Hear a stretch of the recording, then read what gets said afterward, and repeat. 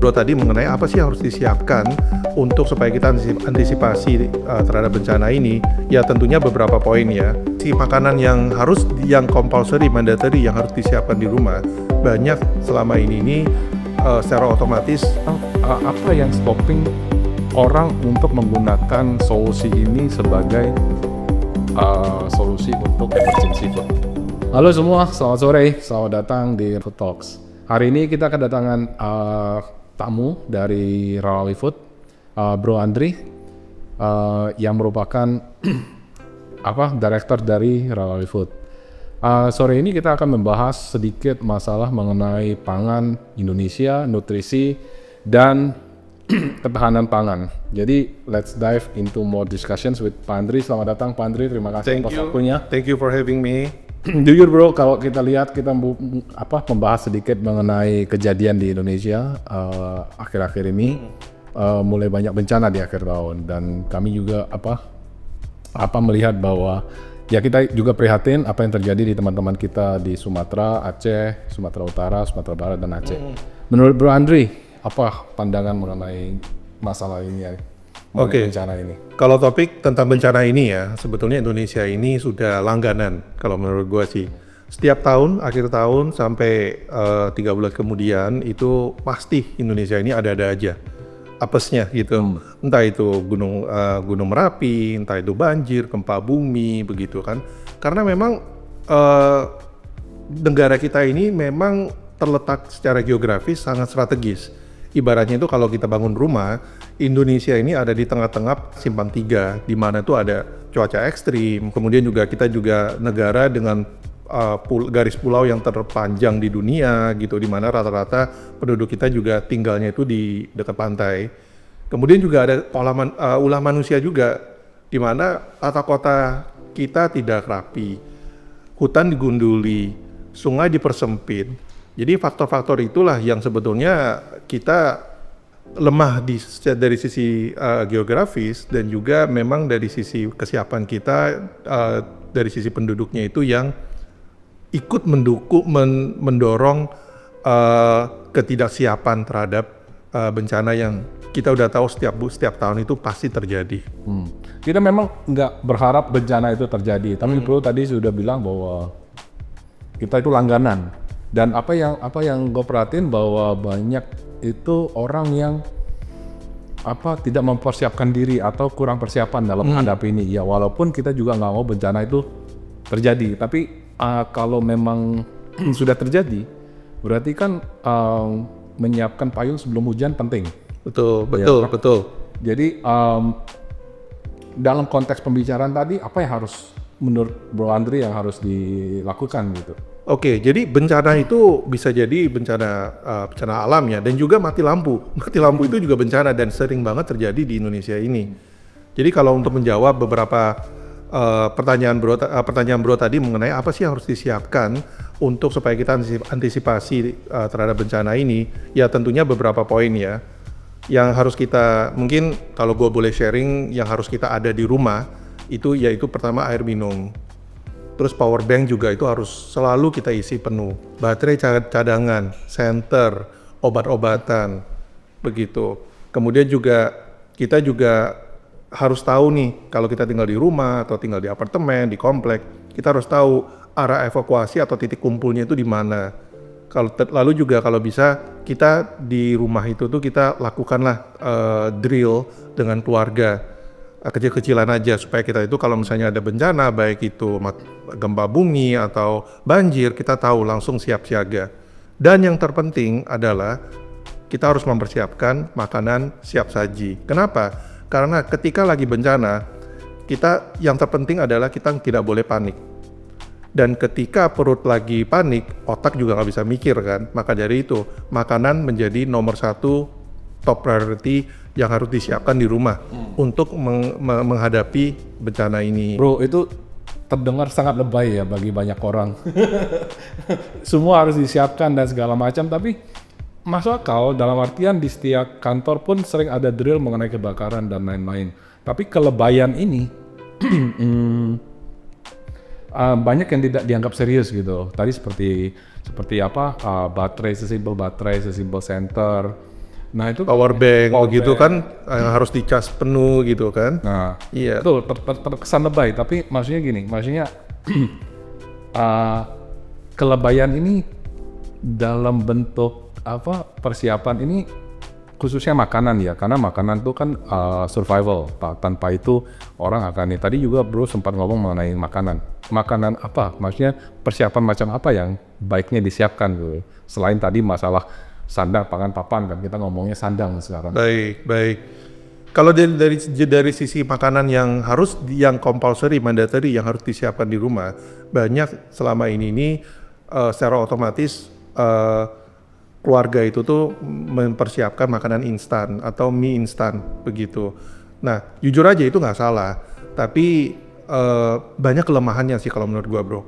Kenapa? Karena kalau kita lagi darurat begini, kita butuh makanan yang bernutrisi, yang bisa ngasih kita energi juga, dan juga yang nggak ribet begitu. Ya tidak menjelekkan mie instan, tapi memang kelemahan-kelemahan mie instan itu seperti ya kandungan gizinya yang kurang. Terus juga kita juga butuh kompor. Bayangin kalau lagi bencana, nggak ada lampu, gas juga habis, ya mie instan itu cuma jadi pajangan aja sih sebetulnya begitu. Nah, maka dari itu sebetulnya masih banyak opsi-opsi alternatif lainnya yang mungkin masyarakat Indonesia bisa menjadikan opsi. Disitulah dimana Ralali Food, kita sebagai food innovation company, kita menciptakan makanan-makanan siap saji yang sudah tahan suhu ruang, kita nggak pakai pengawet, tetap bernutrisi, begitu. Oke, mungkin ada disinggung mengenai Ralali Food, mungkin bagi teman-teman yang belum familiar dengan Ralali Food, mungkin sedikit dijelaskan Pak Andre mengenai Ralali Food itu apa, visinya mau kemana, mungkin bisa dijelaskan biar teman-teman juga lebih paham atau yang belum tahu lebih paham. Oke, mungkin singkat aja ya, Ralali Food ini adalah perusahaan yang menginovasikan makanan dan minuman dan tepatnya di area teknologi pangan. Jadi kami adalah pioner dan juga pelopor makanan-makanan siap saji, tahan suhu ruang, yang memiliki umur simpan jangka panjang tanpa menggunakan pengawet. Oke, berarti kalau misalkan gitu, berarti cocok banget untuk donasi dan untuk maksudnya untuk emergency food ini kalau saya dengar ya. Tapi gini, pada saat kita ngomong mengenai mie instan, tadi sempat disinggung sedikit mengenai mie instan. Memang ketersediaan mie instan tuh banyak untuk emergency dan itu menjadi pilihan utama untuk saat ini. Gimana caranya atau gimana Ralali Food bisa bersanding lah dengan mie instan itu sebagai opsi pilihan pertama atau pilihan kedua atau ketiga pun pada saat bencana? Oke, jadi produk-produk yang diproduksi dan juga didistribusikan oleh Ralali Food ini nggak kalah kerennya dan nggak kalah pentingnya juga dibanding dengan mie instan, karena dari sisi harga juga ikut sangat terjangkau. Distribusi juga tidak membutuhkan cold chain. Tentunya makanannya ini bernutrisi. Jadi produk yang diproduksi oleh Ralali Food ini tentunya kita memiliki karbohidrat yaitu nasi yang siap dimakan dan juga kita memiliki protein yang siap dimakan juga. Mungkin bisa dikasih contoh sedikit bro, mungkin apa jenis makanan yang udah ada protein, karbo dan Kebetulan ini buat teman-teman yang di rumah juga mungkin bingung ya, ini produknya Ralali Food tuh kayak gimana sih. Nah kebetulan di acara ini gue udah siapkan salah satu produk tangkap darurat dari Ralali Food. Produk ini udah kita siapkan sudah dari sejak lama, mengingat tren yang kita udah tahu ya di Indonesia ini memang sering banget bencana ya. Ini salah satu produk yang tadi dimaksud itu yang harus dimiliki di setiap rumah tangga. Oke, menarik bro. Maksudnya gini, dengan segala kelebihan dari produk kita, tanpa adanya cold chain dan bisa disimpan di suhu ruang dan hanya membutuhkan air panas untuk itu, berarti ini menarik sih. Dari pengembangan ini bro, maksudnya untuk pengiriman ini tidak perlu ini, tapi selain ini, kalau kita ngomong mengenai kelemahan atau kelebihan, jadi ini udah banyak ngomong kelebihan kan? Yeah. Apa yang membuat ini Unik ya? unik dan ini salah satunya adalah bernutrisi, mungkin salah satunya paling utama adalah bernutrisi. Tapi di sisi lain kalau kita bilang apa yang stopping orang untuk menggunakan solusi ini sebagai solusi untuk emergency food? Nggak ada sih sebetulnya sih ya, belum ada. Tapi sebetulnya yang terpenting yang tadi gue lupa sampaikan juga, produk-produk yang diproduksi oleh Rally Food ini bisa dikategorikan real food, bukan makanan instan ya atau processed food ya, bukan. Kami ini real food karena protein-protein atau makanan baik itu nasi goreng, lauk pauk dan sebagainya itu memang kami proses menggunakan teknologi yang kami panggil vakum steril untuk mengawetkan makanan-makanan ini tanpa menggunakan pengawet. Jadi ini diharapkan solusi ini bisa diharapkan produk ini bisa menjadi solusi untuk menjangkau teman-teman kita tidak hanya pada saat lagi darurat, tapi juga di keseharian mereka juga untuk mendapatkan makanan yang terjangkau dan juga bernutrisi juga. I see. Oke.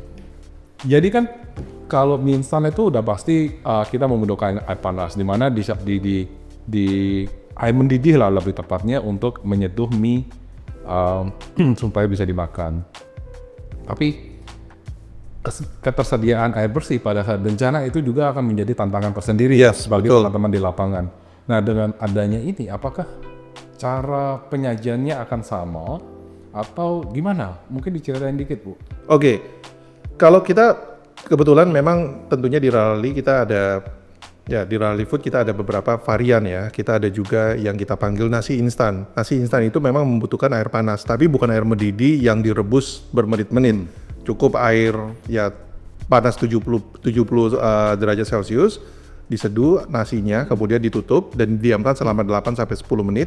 Udah gitu dia akan menjadi nasi dan siap dimakan. Itu yang produk pertama kami.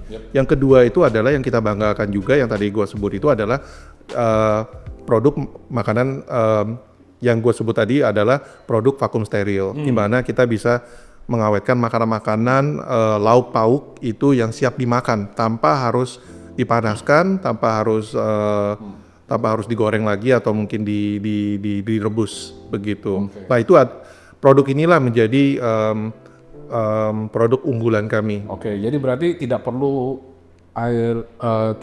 ada pemanasan untuk air panas yang dimana mungkin itu pun banyak bakteri, tidak steril dan itu bukan di 100 derajat. Iya. Jadi makanan yang tinggal dibuka dan langsung disantap. Betul. Dan juga kemasannya itu tuh memang dalam bentuk kemasan pouch atau saset lah ya dan di vakum steril. Ini jadi membuat distribusi dan pengiriman itu sangat mudah. Karena kemasan kami ini kemasan yang flexible packaging namanya, jadi itu memang ketika dia tercemar di air kotor atau memang dilempar dari ketinggian itu masih tetap aman dimakan begitu. Oke, menarik. Jadi memang solusi yang sangat tepat untuk bencana sepertinya ini. Jadi kalau teman-teman, kalau nanti di next episode mungkin kita akan bedah satu persatu produk dari Rally Food dan penyajiannya. Nah mungkin untuk sebagai penutup, kalau ada pertanyaan silakan tanya di kolom komen. Oke, Pak, thank you atas waktunya. Jadi bagi teman-teman yang sudah mendengarkan penjelasan dari Bro Andri tadi, I think ini mungkin hal yang baru atau mungkin hal yang menarik. Jadi next time mungkin kita akan bahas untuk mengenai teknologinya, kita akan bahas mengenai kemasannya dan cara penyajiannya. Yang seperti Bro Andri bilang tadi, emergency food itu penting karena kita tidak tahu kapan bencana itu akan terjadi. Jadi lebih baik sedia payung sebelum hujan dan ya tadi tidak menyepelekan hal-hal kecil dalam mengatasi bencana. Jadi mungkin sekian dari kami, kita lanjut di episode lainnya. Terima kasih.